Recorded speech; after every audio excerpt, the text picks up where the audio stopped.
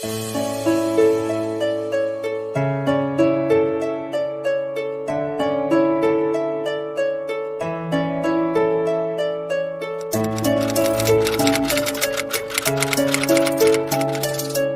Rondo Kuning, siapakah dia? Bagaimana ceritanya dan apakah ada peninggalannya? Menurut masyarakat desa Bagelenan, khususnya warga dusun Ngemplak, bahwa ia adalah seorang putri yang cantik jelita, dan sudah saatnya untuk menikah.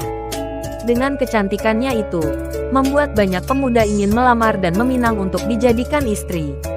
Dengan banyaknya pemuda yang bertekad dan berniat untuk melamarnya, maka diadakan suatu sayembara, yaitu adu kesaktian atau olah kanuragan.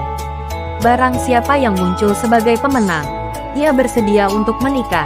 Namun kenapa ia akhirnya mendapat julukan Mbok Rondo Kuning? Ikuti penelusuran dan wawancara kami dengan narasumber. Menurut pengetahuan saya dan informasi ini dari Pak Suwoso pisan ayah saya, Mbok Rondo Kuning itu ada kaitannya dengan kerajaan Kediri. Nah, informasi yang terima itu berkaitan dengan Candi Wireno.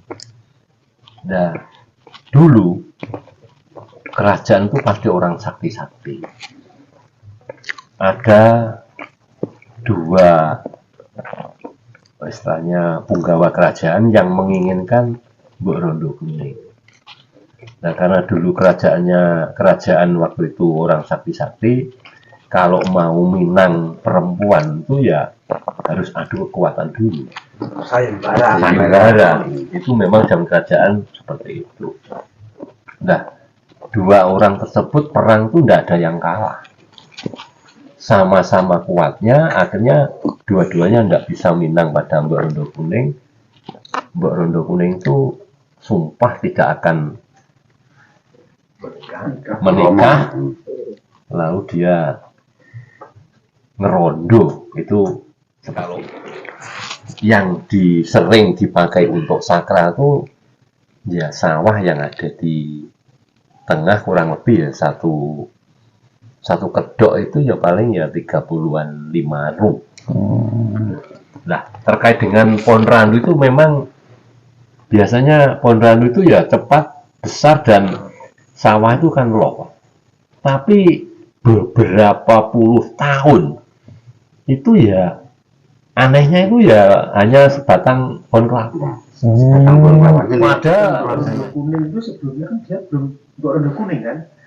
Setelah adanya sayembara tadi, akhirnya dia mungkin bertekad karena ada Podo Joyoyo kalau menurut akhirnya dia menekatkan atau berniat menyendiri untuk tidak mau nikah. Berarti untuk nama belum diketahui. Belum. Ada.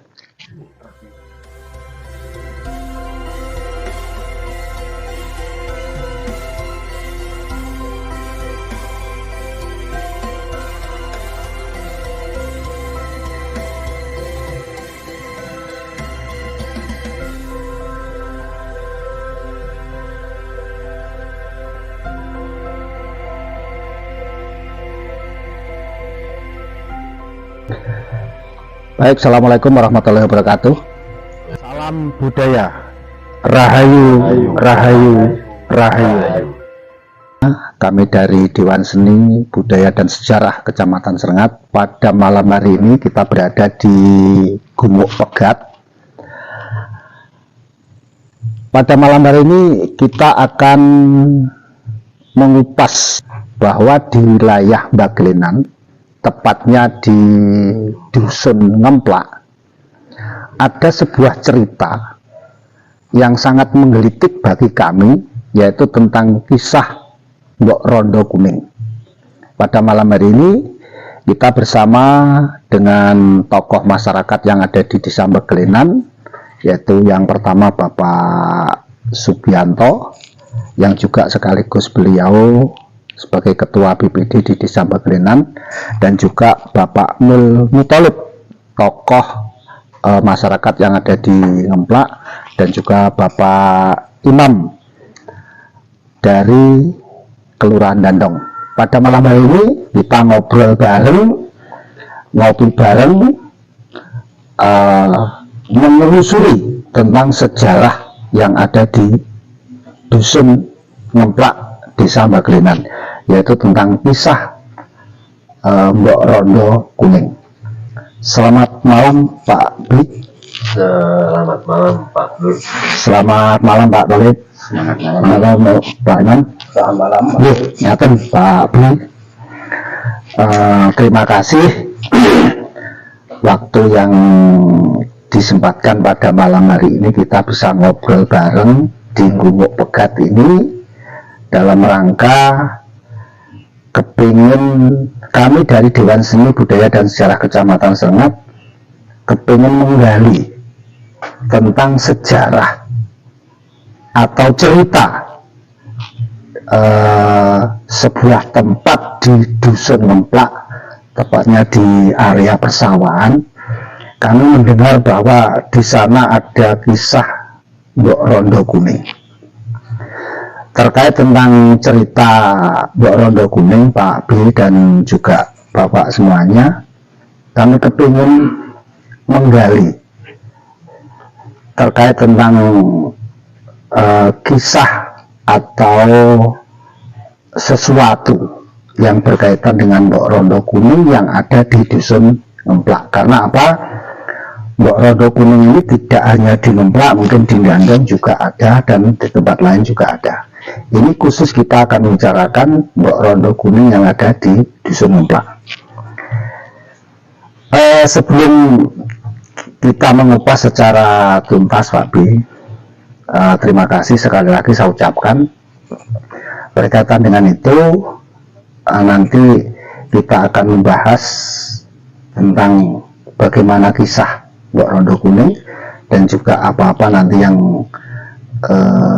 kita tanyakan. Saya kepingin tahu, kami dari Dewan Seni dan Sejarah Kecamatan Serengat menginginkan bahwa ini adalah sebagai kasanah cerita atau sejarah, biar nanti di kemudian hari anak cucu kita itu tetap mengenal yang namanya sejarah, terutama bagaimana kisah Mbok Rondo Kuning menurut pandangan Pak Bi secara pribadi dan pengalaman Pak Bi yang dialami ketika Pak Bi berada di wilayah Baglenan, khususnya Dusun Ngemplak. Nanti kami dari Dewan Seni dan Budaya Kecamatan Serengat dan juga dari Pak Imam akan bertanya terkait tentang Mbok Rondo Kuning. Baik Pak Bi, yang pertama, menurut Pak Bi, cerita tentang Mbok Rondo Kuning itu seperti apa Pak Bi? Monggo dipersilakan. Terima kasih atas waktu yang diberikan pada saya untuk mengulas cerita dari Mbok Rondo Kuning sebatas pengetahuan yang saya terima. Dulu itu ada keluarga yang namanya Mbah Lamijah dan yang suaminya namanya Mbah Ngadimun. Mbah Lamijah bersama Mbah Ngadimun itu mempunyai sawah yang letaknya di tengah-tengah sawah. Terus kurang lebih ya 400-an ru kurang sedikit. Nah, Mbah Lamijah mempunyai anak itu 7, 3 laki-laki, 4 perempuan. Terus sawah tersebut menurut Mbah Lamijah sebagai sumber kehidupan. Terus kalau ditanami padi itu memang dipetik dalam arti selamatan di sawah. Terus selamatan tersebut itu ada cok bakal, jadi yang metik itu biasanya Mbah Siwo, namanya Mbah Siwo. Mbah Siwo. Ya, Mbah Siwo. Dukun lah ini. Ya, dukun Mbah Siwo itu. Terus obor rampen yang dibawa untuk metik tersebut, yang pertama itu cok bakal. Cok bakal itu 5 cok bakal, terus diletakkan di sudut-sudut sawah. Misalnya sudut sawah yang di tenggara, sudut sawah yang ada di timur laut, sudut sawah yang ada di barat daya dan barat laut, lalu yang terakhir di tengah. Selain cok bakal juga ya Apa dikasih pisau? Iya, kasih pisang ya, rojo. pisang rojo, terus Kelapa. seperti kenduri itu di takir-takir kecil-kecil itu juga dibawa. Terus Mbah Siwo itu mengadakan ritual, lalu istilahnya ngunduh manten. Selain cok bakal, terus nasi takir kecil, pisang, terus bawa ingkung, tikar yang kecil. Itu memang ada syarat, yaitu ingkung itu dari ayam kampung. Nah, bulu sama kotoran, darah itu harus dibawa ke sawah. Di tanam sawah untuk Selamatan. ya. Nah, dari hari ke hari, bulan ke bulan, tahun ke tahun, Mbah Lamija itu ya tua. Jadi makin tambah umur makin tua. Mbah Ngatimun meninggal lebih dulu. Nah, nanti biar tidak terjadi hal-hal yang tidak diinginkan, misalnya ya untuk rebutan istilahnya itu, lalu dibagi-bagi oleh Mbah Lamija. Jadi dibagi anaknya 7. Terus sebelum diwariskan itu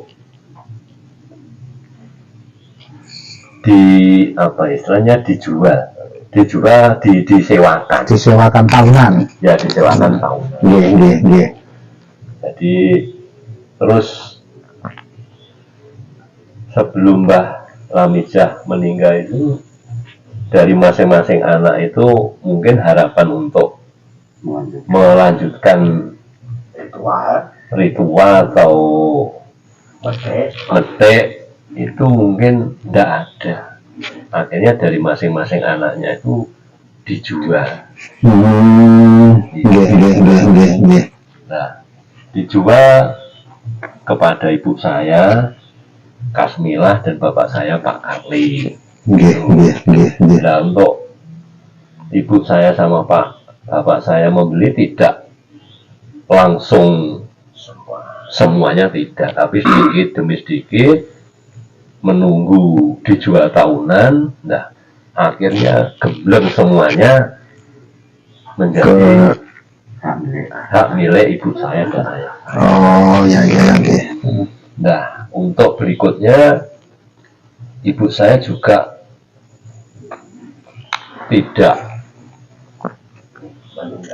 tidak meninggalkan tradisi Adat dari Mbah Lamija tersebut. Di setiap tanaman padi juga dipetik seperti waktu Mbah Lamija. Oh, ya nggih. Ya, lama-kelamaan yang namanya tempat yang dikeramatkan dan dipercaya oleh lingkungan bahwasanya di sawah tersebut ada daya atau yang menunggu, rumornya mulai dari Mbah Lamija itu dinamakan Rondo Kuning. Nggih. Kuning. Nggih. Dan banyak orang-orang sekitar sawah itu apabila lewat sawah itu juga permisi. Wah, putune liwat. Ya, langkung. Ya, langkung. Oh, ya, nggih. Sebelum dilanjut Pak B, ini ada sebuah pertanyaan. Ketika dari Mbah Lamijah kemudian tanah itu dijual ke keluarga Pak Bianto, kemudian tradisi yang dilakukan oleh Mbah Lamijah dan Mbah Ngatimun, akhirnya tradisi metik pari ini dari keluarga Pak B juga diiringi, Ya. artinya kan seperti itu. Ya. Nah, terus tadi karena di tempat itu untuk menghormati entah itu leluhur atau siapa yang berada di tempat situ, Pak B, kemungkinan menurut pengamatan Pak B ataupun Pak Tolib, apakah di tempat itu ada semacam pemakam atau petilasan, mungkin wonten maupun boten Pak B? Kalau sepengetahuan saya, petilasan juga tidak ada, makam juga tidak ada. Itu Nggih.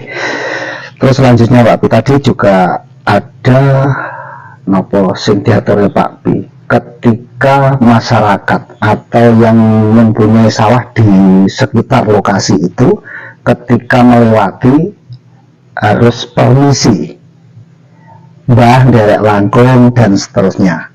Nah, mungkin Pak B, mungkin dari pengalaman Pak B atau Pak Tolib, ketika ada seseorang yang melewati daerah situ tidak bilang permisi ataupun istilah matur maupun derek langkung dan sebagainya, apakah wonten Pak B istilahnya kejadian sing kinten-kinten janggal ataupun napa nggih diarani wonten ada kejadian aneh lah di wonten tempat niku? Ini pengalaman Pak B pripun? sebetulnya seandainya orang-orang sekitar sawah lewat tidak permisi, tidak ada apa-apa sebetulnya. Tapi karena sawah tersebut dianggap keramat dan Sakral. sakral dan ada yang menunggu, Nggih. akhirnya merasa takut bagaimana kurang jelas. Tapi seandainya tidak permisi derek langkung, tentunya tidak ada apa. Tidak ada apa-apa. Nggih. Oke Pak B, ketika misalkan kita lewat di situ tidak istilahnya permisi dan sebagainya, menurut Pak B kan tidak apa-apa. Terus artinya ngeten, misalkan ada seseorang yang lewat di situ tanpa permisi dan sebagainya, kemudian menyombongkan diri dan sebagainya, apakah ada kejadian di luar nalar? Menurut Pak B pripun? Nah, menurut pengalaman saya ada. Jadi karena sawah tersebut dianggap sakral dan ada yang menunggu, bahkan ada yang tidak percaya dan ada yang menyombongkan diri. Tidak perlu saya sebutkan namanya.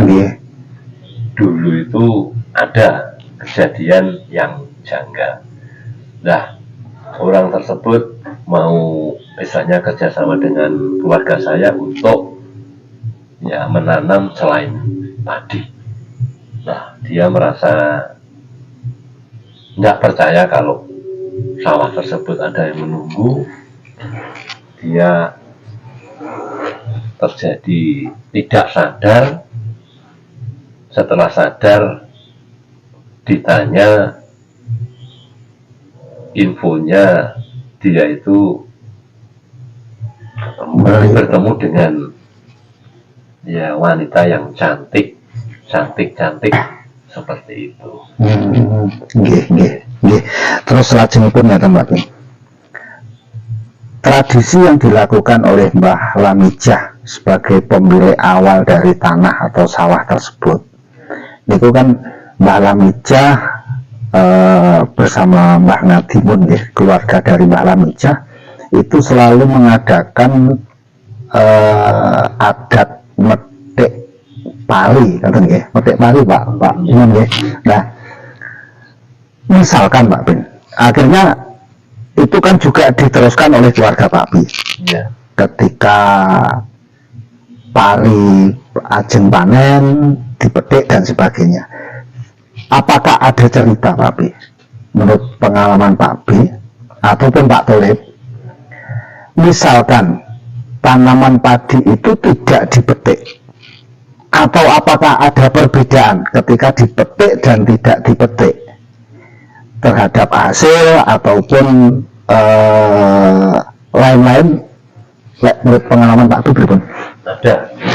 Nah, karena mulai dari yang pemilik pertama Mbah Lamijah lalu diteruskan oleh ibu saya, setiap panen padi harus dipetik. Nah, karena keadaan keluarga saya juga repot, bahkan sawah tersebut itu dipercayakan untuk orang lain. Nah, dulu pernah, kalau tidak salah, tahun 1983, ketika itu saya masih baru saja angkatan pegawai negeri. Nah, sawah tersebut beberapa bagian itu dikerjakan, kalau istilah Jawa digarap orang lain, namanya Pak Jarno. Tuh, itu yang mengerjakan. Nah, terus obor rampen untuk metik juga dipasrahkan pada Pak Jarno.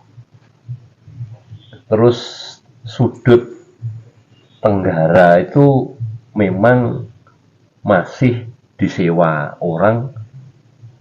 Nantinya sebetulnya itu milik bapak saya, ibu saya, tapi itu masih sewan.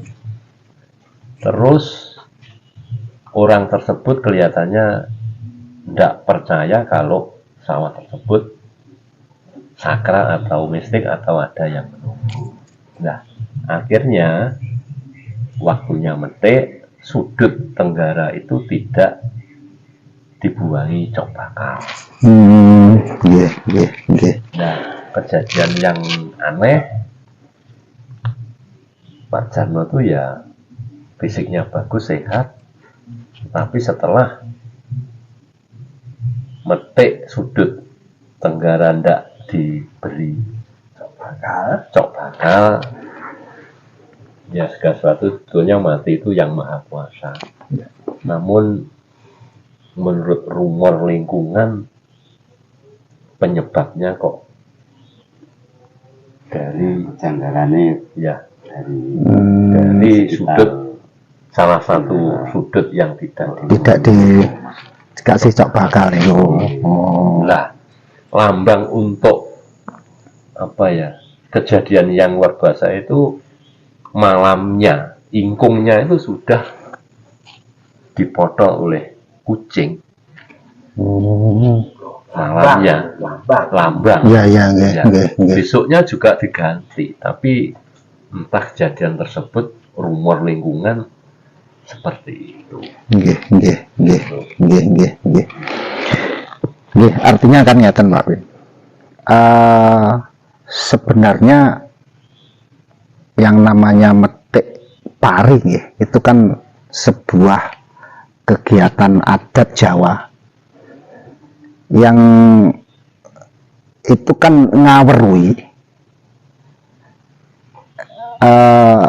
napa nggih, ngawerui sing nenggo tempat itu, berarti kan ngoten nggih. Nah, terkait tentang metik pari Pak Bi, apa yang dilakukan Mbah Lamijah kemudian dari keluarga Pak Bi itu juga diteruskan. Terus apakah sampai hari ini Pak Bi, sampai hari ini kegiatan metik pari terutama di lingkungan itu tadi, apakah masih tetap dilakukan sampai hari ini Pak Bi? Nah, sebelum saya melanjutkan atau menjawab pertanyaan Pak Nur yang sampai hari ini dipetik, itu banyak cerita, bahkan banyak menurut lingkungan kejanggalan-kejanggalan tentang sawah tersebut. Itulah karena banyak kejadian-kejadian yang dianggap aneh oleh lingkungan, keluarga saya merasa resah karena kalau sudah seperti itu, orang-orang yang tadinya kerja di sawah itu disuruh kerja nggak mau, takut mungkin akan kejadian apa-apa tersebut. Nah, ibu saya bingung karena ya cukup luas. Nah, akhirnya sedikit banyak konsul sama saya bagaimana sawah itu tidak terjadi seperti itu lagi. Nah, saya sebagai anaknya berusaha untuk membantu orang tua, dan sawah itu juga istilahnya enak ditanduri dan tidak ada apa-apa. Terus saya konsul sama orang yang saya percaya, kebetulan bisan ayah saya, namanya Pak Suroso.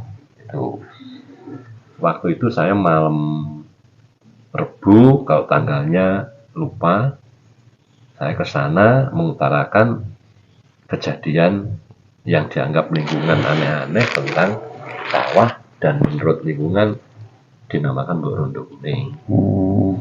Lalu dari Pak Suroso belum ada jawaban, saya disuruh ke situ lagi malam 1.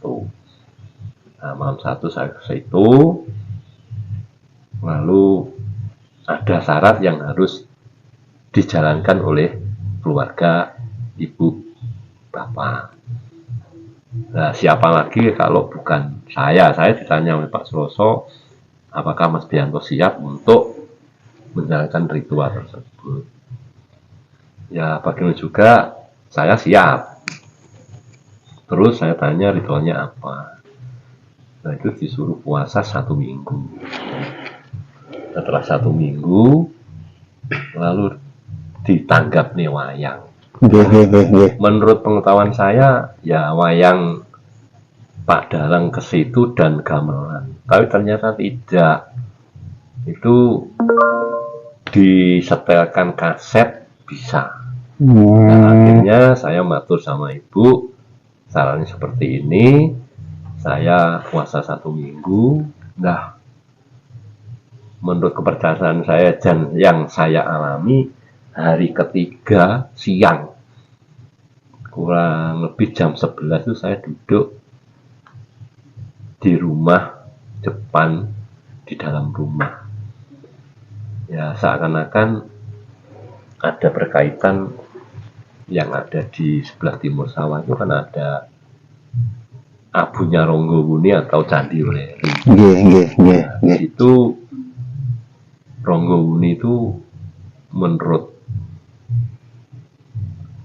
apa yang saya lihat berpakaian kuluk seperti raja itu menemui saya. Nah, itu tanya Sido Pora. Saya jawab Sido, ya bahasa-bahasa biasa. Nah, setelah 1 minggu, malamnya itu ibu sudah siap untuk membeli kaset wayang, dan permintaannya itu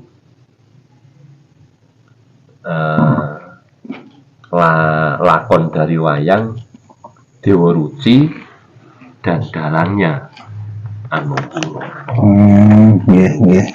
Terus malamnya saya nyambung kabel dari utara sawah itu di adik saya, terus saya setel.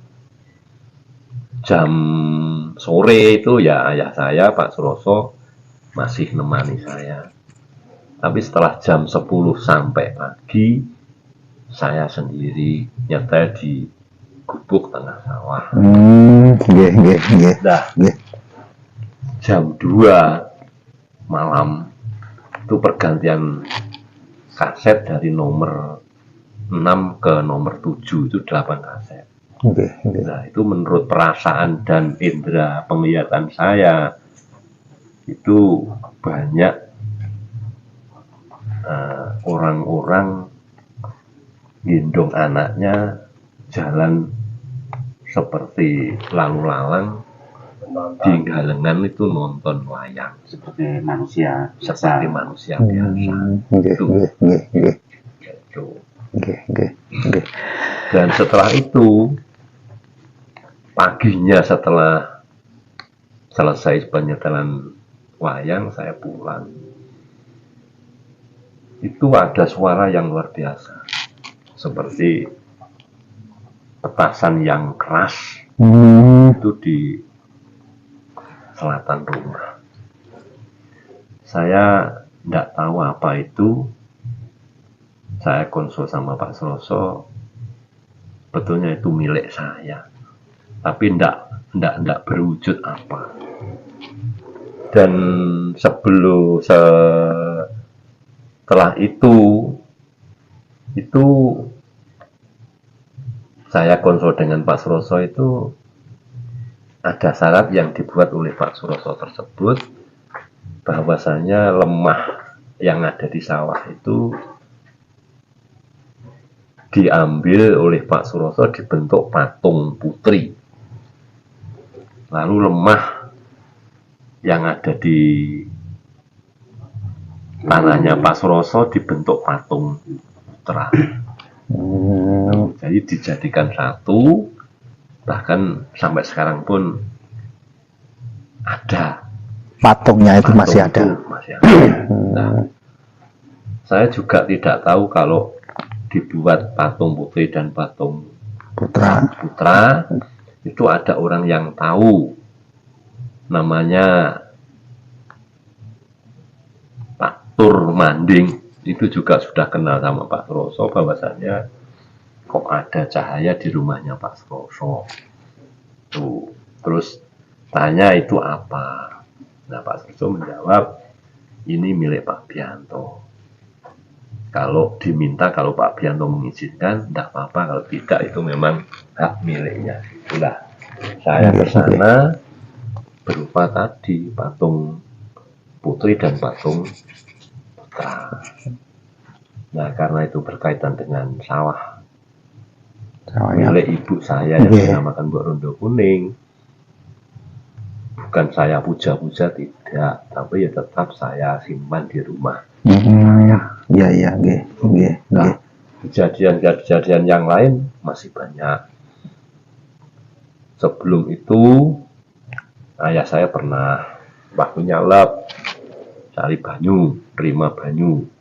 Nah, itu pinjam senter saya. Kalau dulu kan belum begitu rame, penerangan, pinjam. Nah, biasanya saya yang suruh diajak nemani lep. Nah, kebetulan saya baru aja poli, mungkin ayah saya bungkar gimana, pinjam senter, terus berangkat sendiri.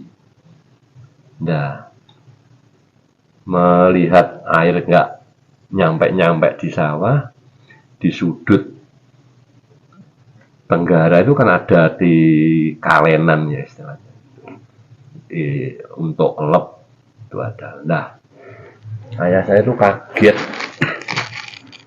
Di situ menurut cerita ayah saya ada ular besarnya 1 pupu, ular beling tapi hanya 1 meter. Ayah saya kaget, senternya itu jatuh di sawah. Nah, tahu saya itu besoknya saya tanya senter, loh senternya kok kotor sini gimana? Oh, cerita Karena terus oh, nggih. Terus ngeten Pak Bin. Ayahnya Pak Bi tadi kan pada waktu mengairi sawah nggih. Kan yang beliau kan nemoni ular. ya Ula weling kan. Terus kita Pak B sebagai generasi muda, terus juga mungkin ini sebagai napa nggih pesan kepada anak cucu kita ketika misalkan melewati sawah tersebut, ketika menemukan sesuatu entah itu binatang atau bentuknya ular atau apa, langkah kita atau apa disemantani atau bagaimana menurut Pak Bin pesan untuk anak cucu kita seperti apa Pak Bin? Atau kita biarkan saja mungkin seperti apa Pak Bin?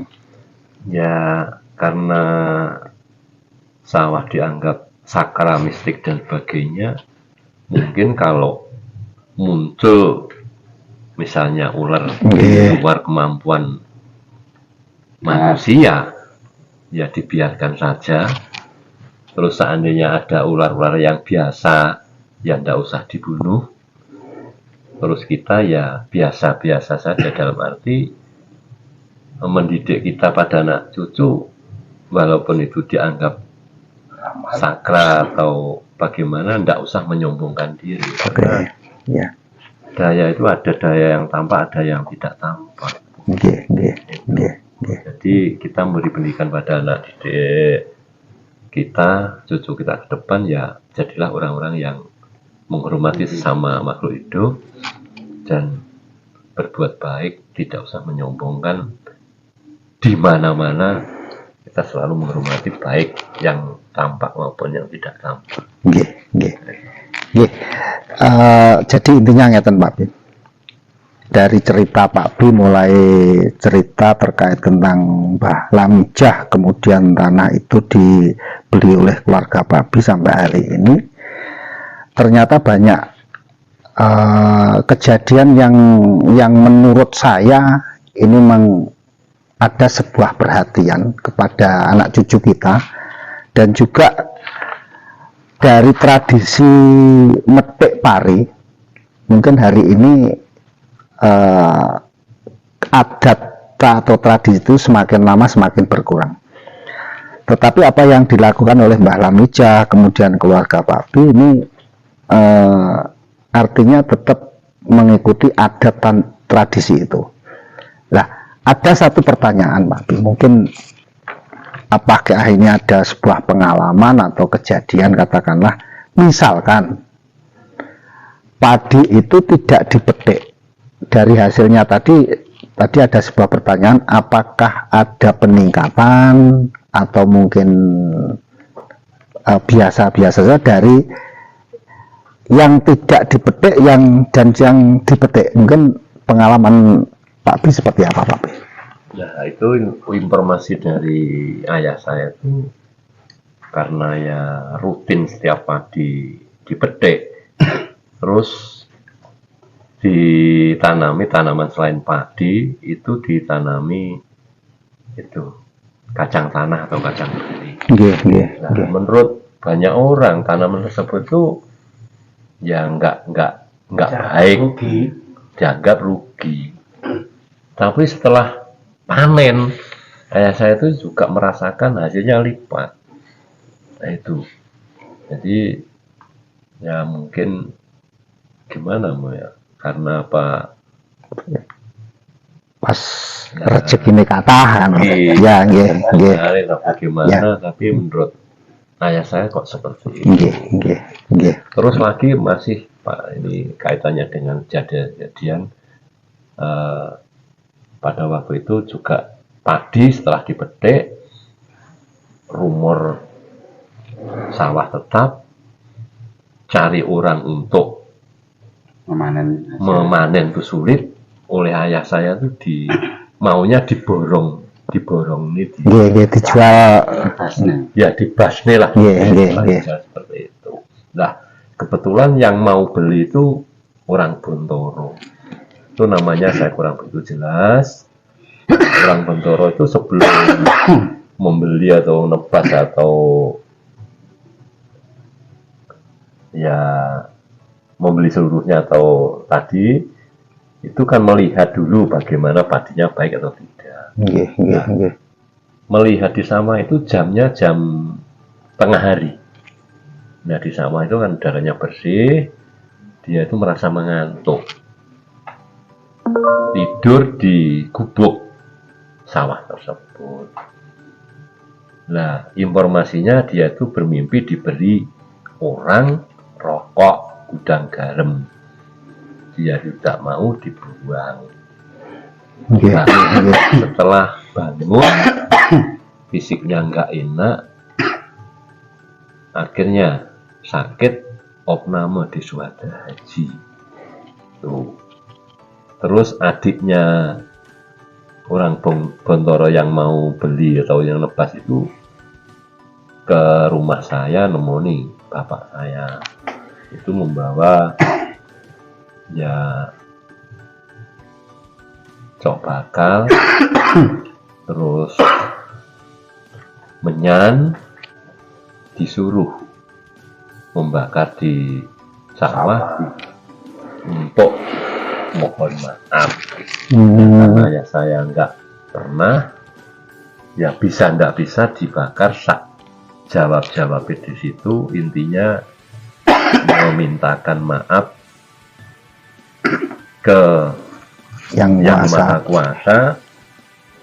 Mungkin yang maha kuasa itu maha segalanya, khususnya mungkin selain itu mungkin ada yang di daya sawah tersebut, akhirnya ya dibakar menurut kemampuan ayah saya. Nah setelah itu beberapa jam kok yang sakit di Suwada Haji sembuh itu.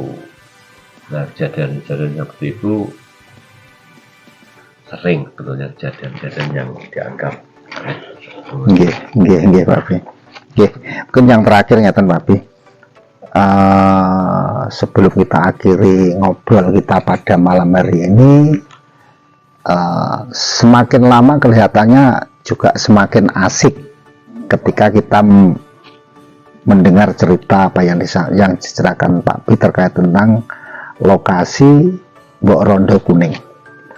Mungkin yang sebelum Pak Pi menutup acara ini Pak Tholib, mungkin ada cerita yang berkaitan Mbok Rondo Kuning selain yang diceritakan Pak Pi, ada Pak Tholib? Kejadian itu masalah lembah Mbok Rondo Kuning nggih versinya nggih sami kang diaturaken kali Pak Pi tadi. Oh nggih. Namun nek Rondo Kuning, Mbok Rondo Kuning niku wonten sebelah kidul kulon ya mesti. Nika sak semer kula, sak alit kula niku anjene wonten randu. Randu niku sak mangken niku kula pun omah-omah. Agenge namung semonten niku Mas Pilih ya. Nah, tapi sak mangken niku randu niku ambruk mboten rono diketok, ambruke rono kapok ambruk sak mangken. Nek sak mangken saben niku sing garap kan keluargane Aku beda sama ini Pak ya anaknya sing Yani sing garapan Yani Pak Mrake. Nah Pak Mrake saya sing garap Pak Yani itu riyen saya randu niku taksih mboten ambruk anjane asile saya sak mangken randu niku ambruk digarap pun kita pun wonten kawan panenan niku mboten kados biasane. Nggih. Lare niki lare sakniki tradisi saking turun temurun niku nggih sampeyan mboten didamel. Apa perkawis saking kono apa terus pundi kula tasik kirang mangertos kan. Oh nggih. Tadi Pak Tholib sudah menyampaikan terkait tentang hal itu. perkawis hasil kan kita tetap pasrahne Nggih, kepada yang kuasa kan ngoten Pak Bri. nggih, Mas. Oke. Untuk yang terakhir Pak Bri, dari cerita awal sampai akhir tadi, khusus pesan dari Pak Bri secara pribadi kepada khususnya masyarakat dan juga khusus lagi untuk anak cucu kita terkait tentang apa yang pernah dilakukan oleh Mbah Lamija, kemudian keluarga dari Pak Bianto terkait tentang metik pari Pak Bri, dan juga kejadian-kejadian tersebut, mungkin pesan kepada anak cucu kita itu seperti apa Pak Bri? Ya, sebelum saya memberikan pesan pada anak cucu kita, itu sedikit ada tambahan Pak. Nggih. Dulu itu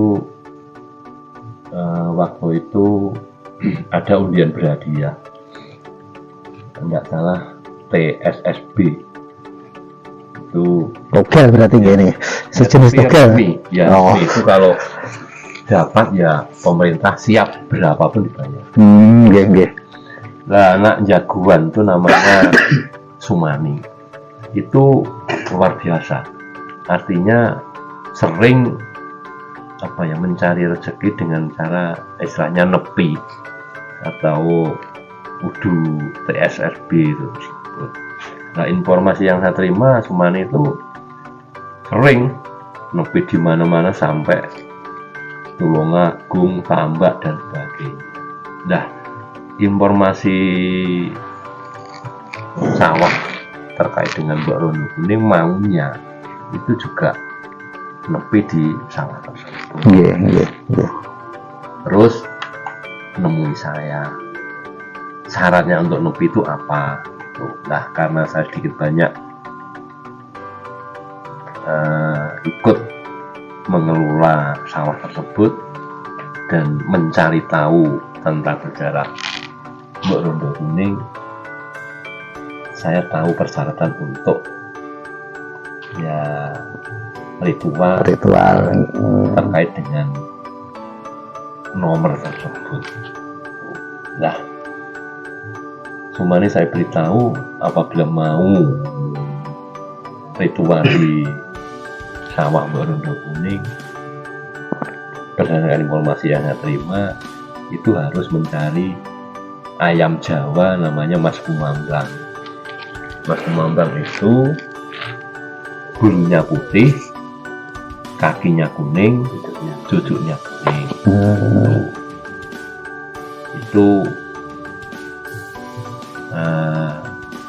jantan bisa, betina bisa, tapi harus Mas Kumambang. Terus yang selain itu juga cokaka dan bunga. Terus kalau nanti pelaksanaan, tempat untuk duduk itu ya daunnya godong rojo, gedang rojo tuh. Nah, dia tuh siap, sudah siap, tapi mau ke sana itu tidak berani. Tidak berani, entah apa kok mendadak tidak berani. Nah, itu yang saya terima. Ya, ya, ya. Itu tambahan saja lah, pesan pada anak cucu kita. Seandainya siapa saja nanti mempunyai atau terkait dengan sawah tersebut dipercayai sakral mistis Mbak Rondo Kuning, dari awal yang memiliki Mbah Lamija terus diteruskan oleh ibu saya, bapak saya, tradisi adat budaya yang seperti itu ya tetap dilestarikan budaya. Ya, ya. Karena dari awal melestarikan budaya itu sebetulnya bukan syirik, bukan syirik, itu menurut saya. Jadi karena sejak awal yang sudah seperti itu, toh tidak setiap panen hanya tanam padi, dan itu pun bila dilaksanakan hanya sebagian kecil sebetulnya. Iya. bukan percaya dengan itu, ya kita bersyukur. Nggih, nggih. Dengan Ya, bersyukur, menanam padi baik, lalu bersyukur, sedekah sedekah bumi, Ya, nggih, nggih. tetap yang maha kuasa, jadi bukan yang lain. Dan lanjutnya, ya karena dipercaya Saka, apabila lewat terus bermain-main itu atau kebetulan lewat itu, ya permisi untuk disaini. Terus bila ada apa-apa saja, hewan, terus perkataan, itu ya yang baik. Jadi tidak usah kita menghormati sama makhluk hidup, ya, baik yang tambah maupun yang tambah. Oke, oke. Oke, terima kasih Pak B. Jadi teman-teman dari Dewan Seni dan Budaya Kecamatan Serengat, banyak sekali pelajaran yang kita ambil pada malam hari ini. Satu, bahwa kita sebagai makhluk hidup yang paling sempurna, tetap kita percaya kepada Tuhan yang Maha Kuasa. Entah itu rezeki, hasil dan sebagainya, tetap yang kuasa yang menentukan. Nah, terus yang kedua, tradisi Jawa atau adat yang yang sudah dilakukan oleh Mbah Lamujah, kemudian sampai keluarga Pak Bianto, ini ada sebuah adat Jawa yang pernah dilakukan, yaitu adalah metik pari. Kami putusan dari Dewan Seni dan Budaya Kecamatan Serengat, monggo tidak hanya di tempat sawahnya Pak Bi ataupun tempat yang lain, monggo nguri-nguri adat Jawa ini monggo tetap kita lestarikan. Seperti apa yang disampaikan Pak Bi, ini adalah bukan syirik, tetapi semacam sedekah bumi. Jadi rasa syukur kita kepada Tuhan yang Maha Kuasa, kita sudah diberikan kenikmatan bisa menanam di situ dan sebagainya. Kemudian ada pesan khusus lagi kepada semuanya, terutama adik-adik kita dimanapun tempat, karena sebuah tempat itu pasti ada yang menunggu. Ibaratnya kita ke rumah teman atau ke rumah siapa saja, kita harus permisi itu. Jadi banyak cerita yang disampaikan oleh Pak Bi itu menggugah hati nurani saya, bagaimana kita menghormati kepada sesama makhluk hidup, baik itu yang kelihatan maupun yang tidak kelihatan. Demikian bincang-bincang kami terkait tentang kisah Mbok Rondo Kuning yang ada di Dusun Ngemplak, Desa Bagelenan. Dan ternyata Bagelenan ini banyak sekali cerita-cerita sejarah yang nanti akan juga kita kupas untuk memperkaya kasanah budaya dan juga sejarah yang berada di wilayah Kecamatan Serengat, umumnya khususnya Desa Bagelenan. Terima kasih. Kita akan kembali di lain kesempatan. Akhirnya saya ucapkan salam budaya, rahayu, rahayu, rahayu.